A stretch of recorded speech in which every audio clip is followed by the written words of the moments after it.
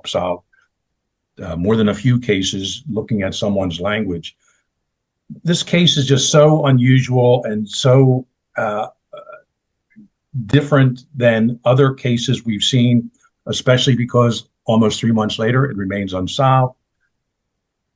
I can't help but think that the only thing that I keep coming back to is somehow this involves Savannah Guthrie, the TV personality, but something to do with her profession, something to do with someone who she's been in touch with over the years. Someone she contacted through work.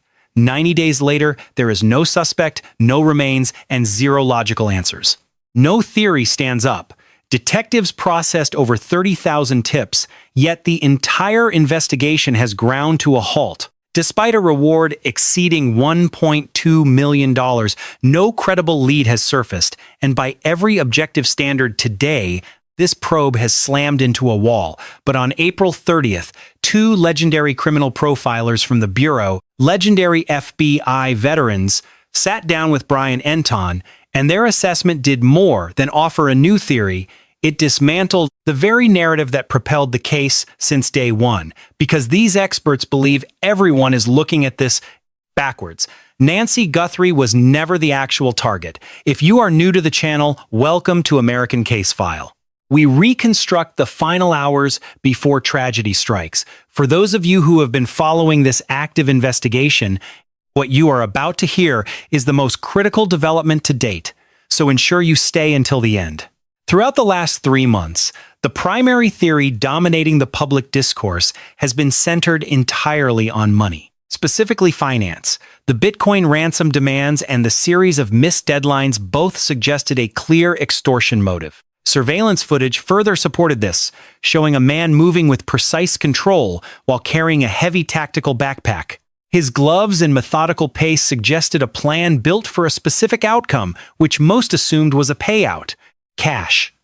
In our previous update, we analyzed two key factors, including reports that the FBI is preparing for a grand jury prosecution. Furthermore, the Bitcoin ransom currency at the heart of the kidnapper demands was revealed to be a distraction rather than a payoff. These revelations fundamentally shifted the entire investigation. However, one massive question remained buried beneath the evidence. If money was not the objective, then what was the motive?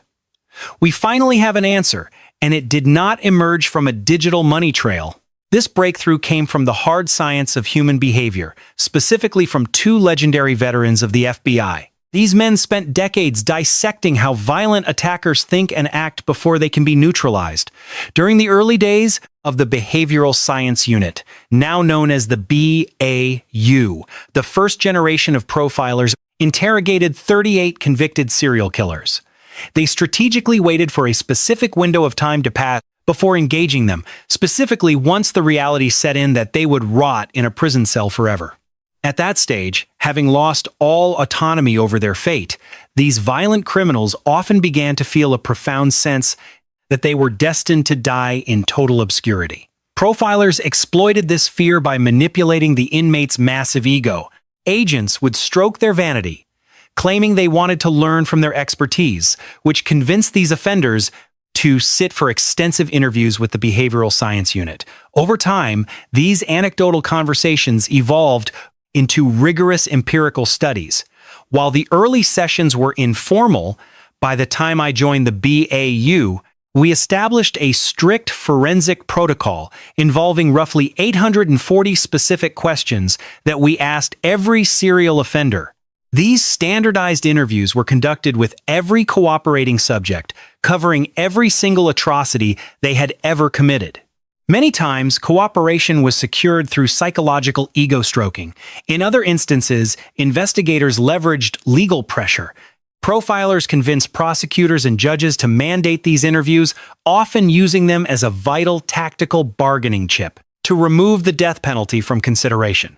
Some critics have voiced concerns about these leniency deals, arguing that it gives the killer exactly what he wants. While true, that desire is exactly what we use against them. We exploit their selfishness to gather forensic intelligence, allowing us to effectively profile violent crimes. This data helps educate the public and build preventative measures to stop these tragedies before they occur. When violence does strike, this knowledge allows us to intercept serial offenders before their body count grows. We stop them from operating indefinitely. I am hopeful that these behavioral experts are currently embedded in this case right now, and there are leads being run by them to help, assess and offer, behavioral aspects to, the gumshoe work of this person and driving by that week and that night, and any DNA connection, whatever. So I hope that's happening, but I hope they're also, and I'm also a forensic linguist, so language is very important to me, and I've helped solve more than a few cases looking at someone's language. This case is just so unusual and so different than other cases we've seen, especially because almost 3 months later it remains unsolved. I can't help but think that the only thing that I keep coming back to is somehow this involves Savannah Guthrie, the TV personality, and not that she did anything wrong, but something to do with her profession, something to do with someone who she's been in touch with over the years. And it may not just be weeks or months before. And I've said on other podcasts and other media hits that, in my FBI days in New York City, I had a strong connection with a retired NYPD lieutenant who was the head of security at NBC, 30 Rock.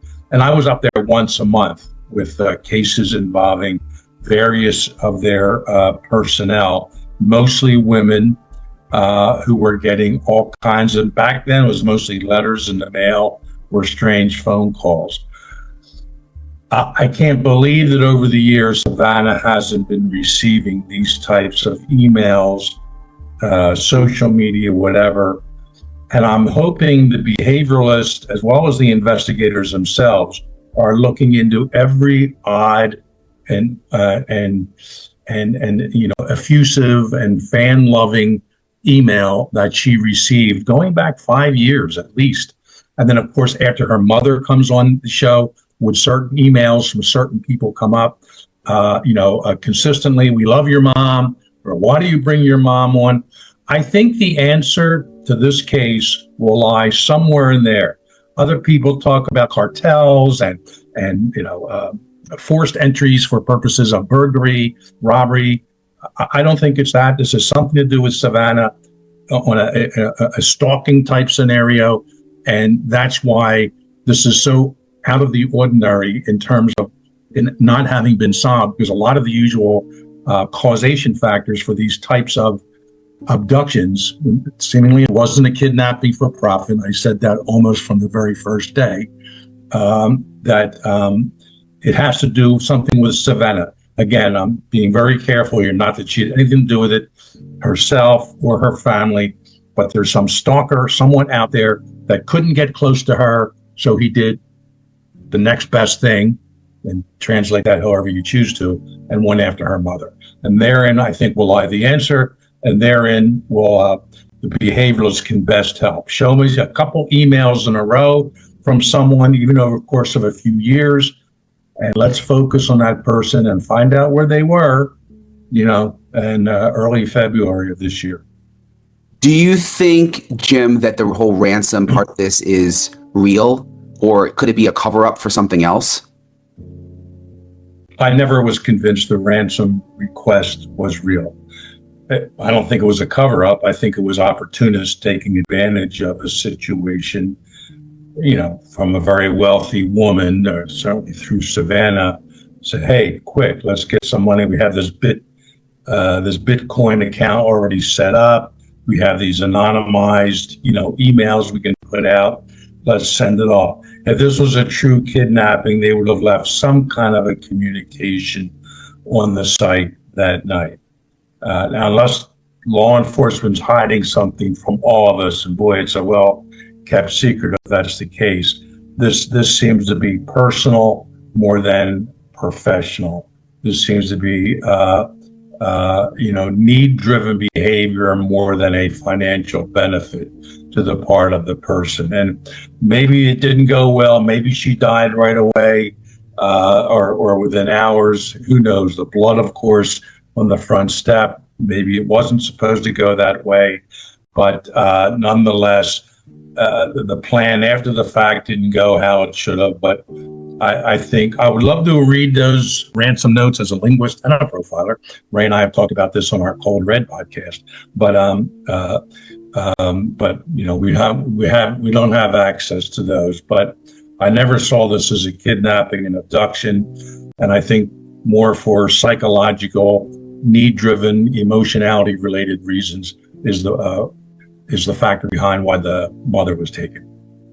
Ray, is it for the behaviorists? Is it the FBI? I mean, because this is, as Jim said, this is such an unusual case. There really haven't been any cases or many cases like it with an elderly person abducted this way. Does it make it more difficult? Because I always thought like the BAU goes back and looks at other cases and other people that they've interviewed and goes into a database and sort of compares past cases to this to try to figure out what happened. But if there hasn't really been a past case like this, how much more difficult is it? It's not that it's more difficult. It's just that you're basing it on the experience that you have. And there are databases that the Bureau has, I know, in language, in demand notes and things of that nature. Jim actually developed that down in Quantico, the CSTAT database, which was all communications in there. However, that's not what we don't. As soon as we get something, we don't roll back and say, hey, it's a comparison. We run it through to see if there's comparisons. We did that with bank robbery demand notes throughout the whole country. When a bank robbery demand note comes in, we submit the note and it goes into a database. And then we see if there's anything similar throughout the country of someone submitting the same type of demand note. But it comes down to the investigator. It comes down to the people on the ground. And the big thing here is that, and Jim said this, and I totally agree, there is so much that we're not privy to in this, that the FBI knows, and not even the Pima County Sheriff's Department knows, but the FBI knows that they're not releasing. And they won't release it until this thing is solved. And I believe it will be solved. It's just a matter of time. The insights from James Fitzgerald and Jim Clemente are not theories. These are elite, retired FBI behavioral analysts providing a formal, on-the-record assessment. Their primary forensic conclusion is now definitive. The subject responsible for the attack on Nancy Guthrie was never targeting her. Their objective was Savannah. Savannah was reachable while Nancy was protected.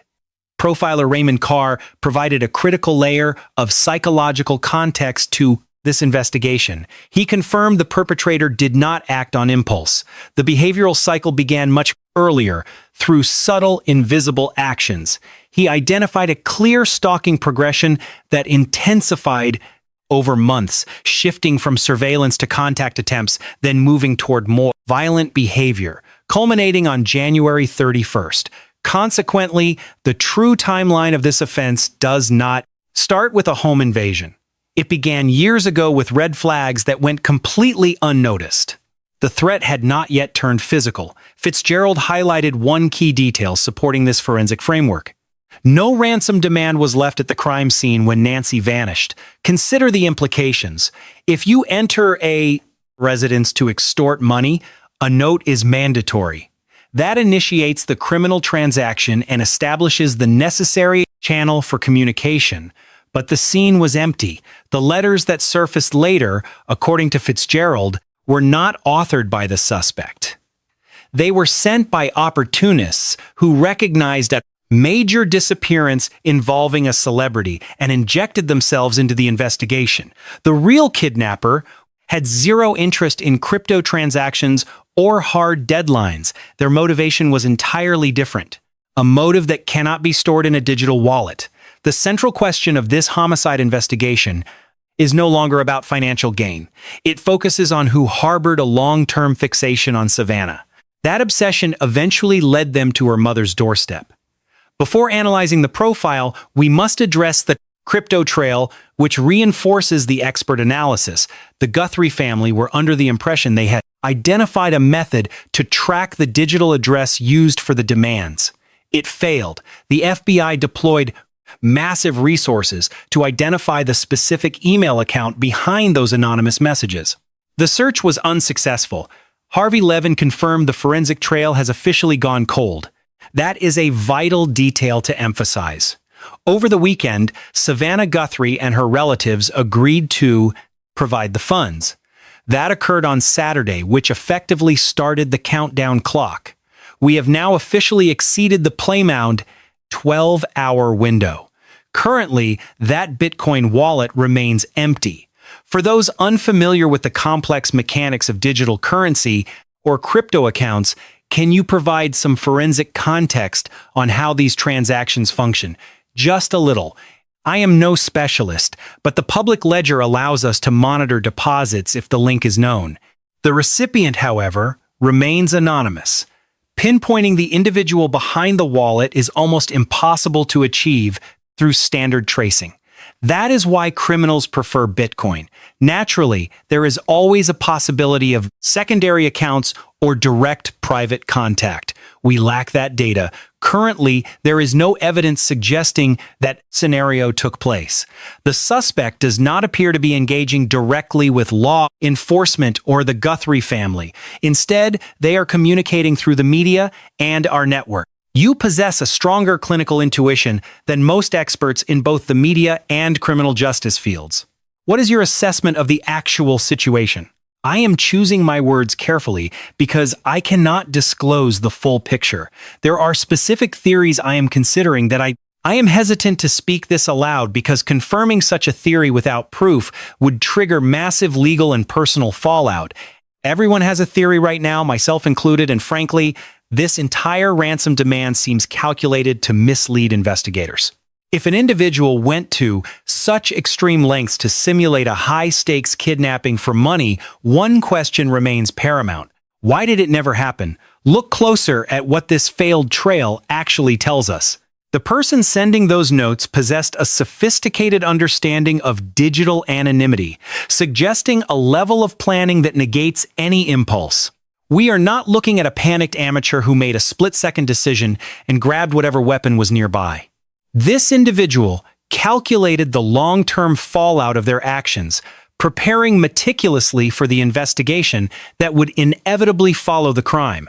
Experts like Fitzgerald and Clemente recognize this as clear criminal escalation rather than a simple reactive outburst by a suspect. This was a deliberate architectural build that began long before Nancy disappeared on that final night. Right now, we need to focus on a specific detail in this case that the public is completely overlooking. By May 1st, detectives had already sifted through over 30,000 individual tips regarding the disappearance of Nancy Guthrie. NewsNation sources indicate the investigation has stalled out because the vast majority of these leads have yielded absolutely nothing. These tips are not producing actionable intelligence, leaving detectives stranded at multiple dead ends behind the yellow police tape. Even though thousands of calls keep flooding in, the backlog is massive and investigators simply cannot keep up with the volume. This is far from a cold case, but I have spent time consulting with retired profilers from the FBI. They operate within the Behavioral Analysis Unit, working to build a psychological profile that identifies exactly who this suspect is. Given your local knowledge of the area, I want your perspective on the specific theories these federal profilers are proposing. The consensus among them is clear. Statistically, this is someone who was already within Nancy's immediate personal sphere. We are talking about a contractor or a service worker, someone with established contact, rather than a friend or family member. It could be anyone she knew, but data suggests it was not a random stranger. These profilers are the gold standard, and when multiple experts align on this theory, it is impossible to ignore their findings. My theory has always centered on someone focused on her specifically, perhaps because of her connection to Savannah Guthrie's public profile. That conclusion fits the evidence perfectly, but does it make you wonder if the ransom demand was even real? Was the kidnapping narrative just a calculated smokescreen to distract police? I believe so. Think about it. Demanding half of a Bitcoin or a single coin for a victim this prominent is totally abnormal behavior. When you are talking about a $10 million payout, the logistical reality of those demands just does not add up. I suspect something went wrong early in the crime, forcing the perpetrator to pivot and improvise this ransom distraction. The goal was likely to throw investigators off the scent entirely and buy enough time to vanish into the background. While 30,000 tips seems like a massive number, the fact that the case has stalled reveals a much deeper truth. The solution to this mystery is not buried in a mountain of public tips. It never was. If the profilers are correct and the suspect moved within Savannah Guthrie's professional orbit, then external tips are essentially useless. Thousands of people calling from across the country were never going to identify a suspect hidden in plain sight nearby. The answer lies within a much tighter circle, hidden in specific correspondence or a subtle, recurring pattern of obsessive behavior. We are looking for one individual whose documented contact seemed totally insignificant at the time but now carries massive weight. Fitzgerald was blunt. The investigation must scrutinize every single piece of communication Savannah Guthrie has ever received. Detectives need to analyze every letter, email, and social media message sent over the course of the last 5 years. These were contact attempts that were logged, filed, and then dismissed by staff. Somewhere in those records, a name or a pattern exists where someone finally crossed a dangerous line in their obsession. Someone took note of it then, and that specific moment is now likely the most critical evidence in the file. There is a $1.2 million reward on the table, money that could change a life forever. 3 months have passed without a claim, even though money usually shatters the silence in cases involving a criminal network. The silence here remains absolute, suggesting that witnesses are either terrified of this suspect or remarkably loyal to them. Perhaps they are not motivated by money, or they simply do not grasp the significance of the information they hold. Every sign points toward the same conclusion. The answer is contained within a very small, very specific environment. Someone inside that tight circle is already holding the key. This is a good time to remind you that. If this reporting is valuable, hit like and subscribe to American Case File as we track this investigation. We are monitoring every development in this case, and the next update could be the breakthrough that changes everything. He recognized the situation immediately. When I reached him by phone, he already knew exactly what we were facing. He was certain. He told me she had likely been snatched for ransom, and I just could not process it. Why her? What happened? Looking back now, I feel foolish for not seeing the warning signs sooner. Denial took hold of me. I finally asked him the question I feared most: is this because of me? He apologized before admitting it was a possibility. I already suspected it, though I desperately hoped I was wrong.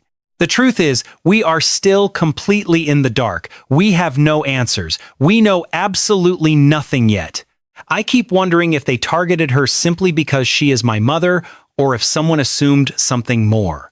They probably thought she had money and saw an opportunity for a quick payday. Rationally, that logic makes sense. We lack confirmation, but the probability is there. It is almost too agonizing to even let the thought in. The weight of bringing this danger to her bedside is crushing. Long before any forensic profiler offered an official assessment, Savannah Guthrie voiced this heavy realization herself during the very first interview following her mother's sudden disappearance. Speaking to Hoda Kotb, she spoke the hard truth that no one else dared to say out loud. It was an unbearable burden, believing she had led this threat directly to her mother's front door that day. This was more than just a daughter's raw grief speaking. 2 veteran FBI profilers have reviewed the case details. With combined decades of forensic experience, they view her admission as the most accurate statement in the entire case. Savannah grasped the underlying motive before investigators could even confirm it, because she knew what outsiders could not see. An unknown individual had been watching Savannah, not her mother. Nancy was merely the most accessible point of entry. This raises the question, who is this individual? We lack a name because no arrest has been made. No suspect is named, but we have a profile built on behavioral science and confirmed expert forensic assessments.